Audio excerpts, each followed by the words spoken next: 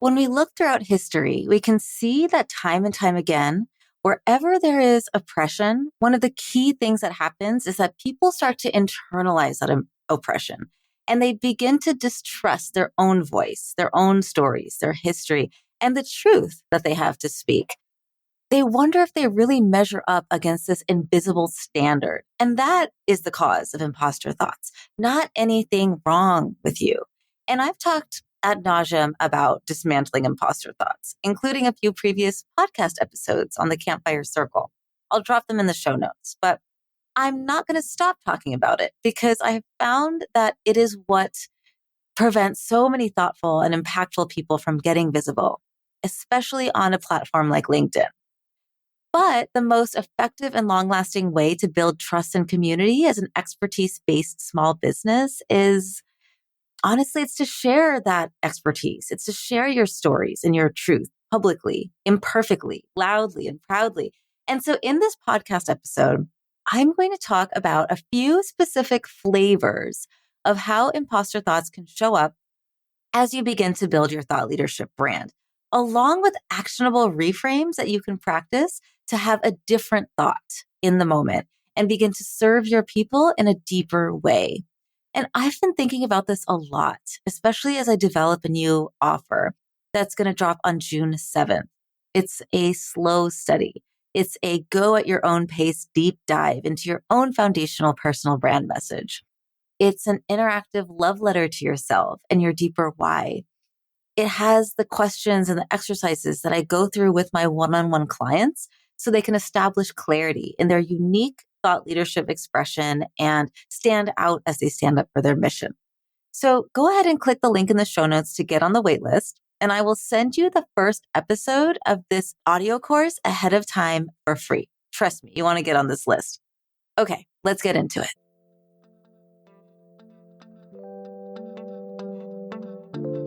Three, two, one.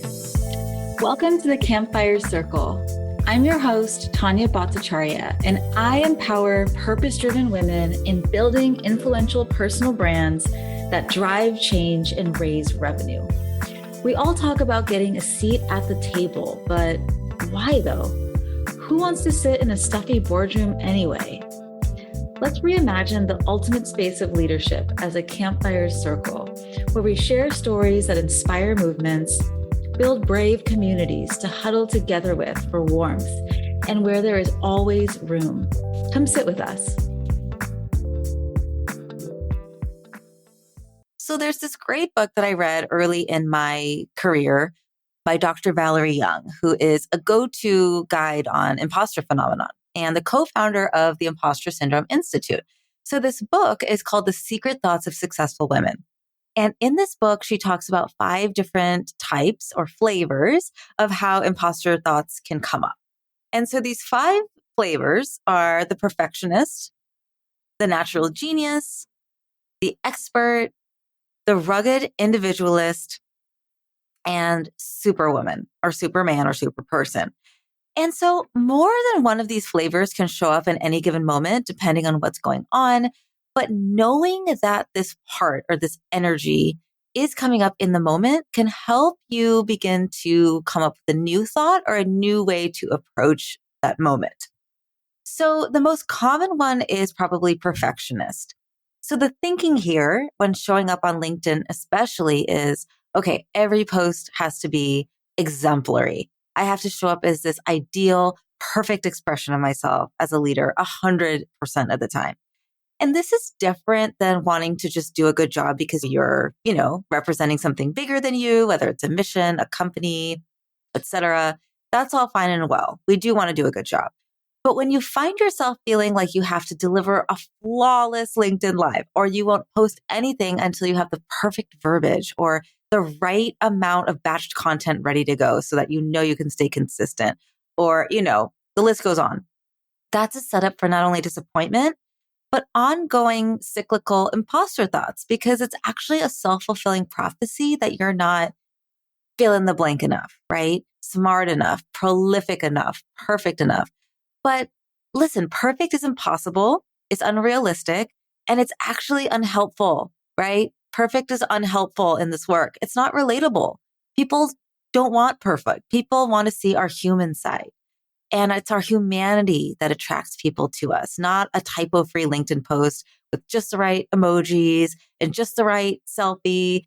It's about how that post and our content and the ways that we show up make them feel. And it's about our ability to change hearts and minds. And none of that requires perfection. And perfectionism can be a bigger barrier than one might initially think because it literally stops you from moving ahead with the work. I think perfectionism and procrastination are like evil twins because we spend way more time than makes sense reviewing, tweaking a word here or there. Do we use the Oxford comma? Do we not use the Oxford comma? I think we should always use the Oxford comma, but we just keep tweaking it until it is quote unquote perfect, which of course is unattainable because perfect is not real. What does perfect even look like? That idea of a perfect post can change moment to moment, right? So two researchers, I'm going to bring in the science here. Two researchers coined a pattern. The researchers are Jarwan Sakolku and James Alexander. You can Google them, or I'll just put it in the show notes. They coined a pattern that was very familiar for me, and it's called the imposter cycle. So what this can look like is we work on a thought leadership task. Maybe it is batching our content, or maybe it is finally updating our LinkedIn profile to read as a resource instead of as a resume. And then we get stuck in this hyper preparedness mode.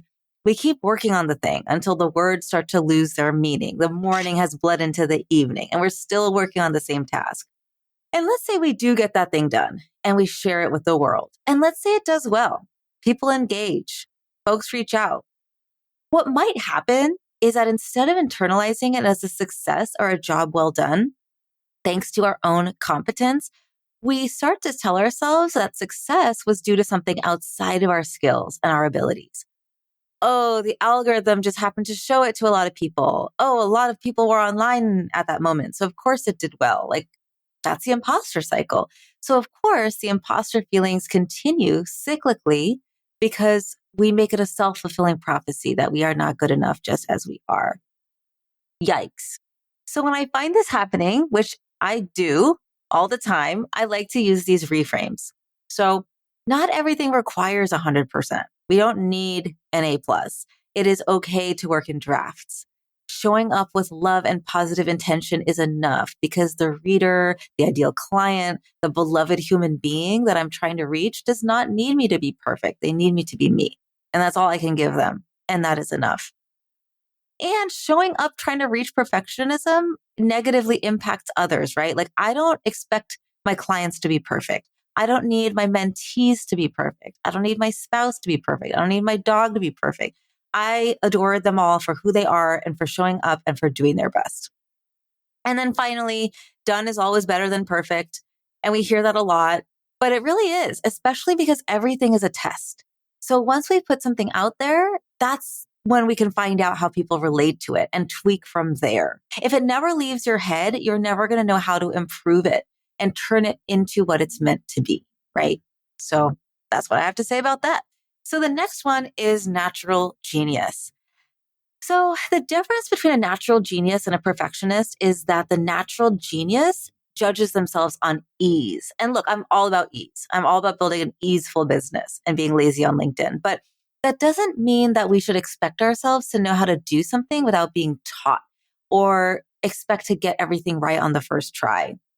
And so how this shows up for people working on building their thought leadership, especially on LinkedIn, can be like, well, if I was really meant to be this go-to guide, if I was really meant to be visible, it wouldn't be this hard to get the ideas out of my head and onto the page. Or if I were really competent, I would already have a ton of engagement on what I have to say instead of whatever is happening now. And so if something is not effortless and easy for you on the first try, the imposter thoughts can begin to activate. But here's the thing about that. Success always takes time. There's no such thing as an overnight success. And something that I like to do to remind myself of that is find these super respected guides in their niche, these go-to people, and try to find their first couple of YouTube videos or LinkedIn posts or whatever, right? And sometimes you really have to search and scroll backwards for a long time, but it can be worth it. And sometimes creators will just throw it out, which I love. So Marcus Brownlee is a famous tech reviewer on YouTube. You might know who he is, you probably do. And last year he posted this post that I just love. It was a screenshot from his first YouTube video, like 13 years ago. And I'm going to stick that tweet in the show notes so you can look at it as well. And you can immediately see the progression and how far he has come in every way. But what I really loved too was the comment section, because someone said, I would love to see you explain to your past self why this video has 4 million views in 2022. And Marcus says, yeah, I couldn't explain it because he would never believe it, right? And so if we didn't try and practice and struggle and flail, we would never bloom. Like we would never grow. It would just be impossible. So natural genius, what if you could tell yourself that you are fully capable of growing into the leader that you are already becoming? Like it's already happening. It's already happening. You just have to keep moving forward. So what about the expert? The third one is the expert. So this one's interesting because if you identify as the expert, your primary issue is needing to have all the knowledge and skill to truly feel competent, or you feel like an imposter. And this one is really interesting in this work. This one comes up with a vengeance in this work of thought leadership and visibility, because we are literally positioning ourselves as an expert, as a trusted voice, as a practiced guide in our space. And that doesn't mean we have to know everything. So what this might look like is you not fully showing up with your spiciest point of view, like your level 10 spice, because you're worried that someone's going to call you out and you won't have the knowledge or expertise to back up your point. Or maybe in your LinkedIn profile, you are downplaying your expertise, even though you have the receipts, because you're just like, nah, like you just feel like you're not really there yet, right? Or maybe you just did something really amazing, like you got published in Business Insider, or you got this fabulous award that your peers voted you in and you got this. And yet you're hesitating to share it publicly because someone somewhere, this like faceless, nebulous person being might show up and start questioning who the heck you are, if you really measure up, what will people say, you know? And listen, I'm not shaming anyone for this, by the way. This is such a natural response to living in a culture where we have oftentimes been forced to jump through hoops to prove our expertise, our credibility, our trustworthiness, when others are given the golden keys just by virtue of showing up male, pale, and stale. Okay. And that's a whole different podcast episode. But I would just love you to know that it is impossible to know everything there is to know. And you don't actually need to know everything. Instead, what's even better is building up a strong community of strategic partners and business besties so that you know who to go to answer a question if you're unsure. So some reframes here could be, well, I can figure things out as I go. There are many paths to being an expert, and lived experience is just as important as book smarts or degrees. There's no end to knowledge building. Even when I don't know something, I can still be confident in myself. It's okay to not have all the answers because I know I'll do what it takes to find them when the right questions are asked, right? I love that one. I know you'll do what it takes to find them when the right question is asked, right? So the fourth one is, I feel like it's similar, like these are all similar, right? There's just little distinctions and nuances. But the fourth one is rugged individualist. And the distinction here for the rugged individualist is, okay, if I were really competent, I could do everything myself. The only achievements that count are the ones that I reached totally on my own. If I was part of a team doing this, like, who cares? It diminishes the achievement. And if somebody compliments you, your go-to response is, oh, I had tons of help, as if that downplays your own abilities. And this reminds me of the individualist idea that we are supposed to make it on our own without help, all while pulling ourselves up by our own bootstraps. And this attachment to individualism and independence can make us forget that we're actually interdependent, like we are all in this together. And this thinking keeps us disconnected from our squad, from our village. And it makes us think that if we have to lean on someone else, we are not enough on our own. And again, I want to repeat, it is impossible to know everything there is to know by ourselves. and you don't actually need to know everything. I think true competence is knowing how to figure out how to get the job done and move the goalpost forward, like with help from others. And so, for example, I help my clients build their thought leadership on LinkedIn. Do I know everything about LinkedIn and their forever changing algorithm and their new features that they keep coming out with? No, I don't. I definitely don't. And I actually just finished up my first LinkedIn content sprint, which was so amazing, by the way. I got to live out my dreams of being a creative writing teacher. And sometimes the Slack channel was popping off with lots of excitement and questions about something adjacent to LinkedIn, like podcast guesting, for example.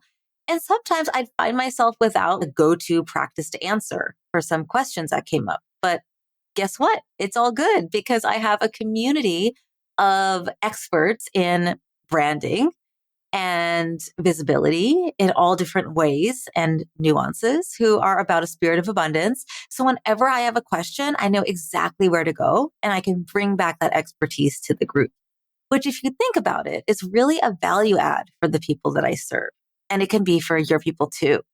So what if you could reframe your thinking from, I will never be able to do a good job without help to, oh my God, how awesome that I get to bring the depth of knowledge and expertise that lives in my community ecosystem to my clients and everybody wins as a result. If this is a big one for you, I would love to challenge you to do a LinkedIn post where you shout out and amplify like 3 to 4 big, like I'm going to put this in big air quotes, competitors, knowing there's no such thing as a competitor. There's only collaborators and co-conspirators, and just to shout them out to your people and just talk about how great they are and see what happens. And do that a few more times and see if this rugged individualism piece starts to fade over time as you see that you can rely on your community. And when you do that, you know, it just, it makes everything stronger and better and more like deeply entrenched. It's a pretty cool thing. Build a strong campfire circle around you so you know where to go when you need help, need to refer out, or build some kind of a strategic collaboration team. Ask for what you need, right? Okay, so we've arrived at the last one, and that is superwoman or superman or superperson. So the distinction here is that this person has to be juggling a bunch of things at once to feel competent. And from the perspective of building thought leadership and authority on LinkedIn, this can show up as biting off more than we should chew. And that can be like committing to posting every single day when we don't have the energetic capacity. By the way, posting every day is not necessary on LinkedIn at all.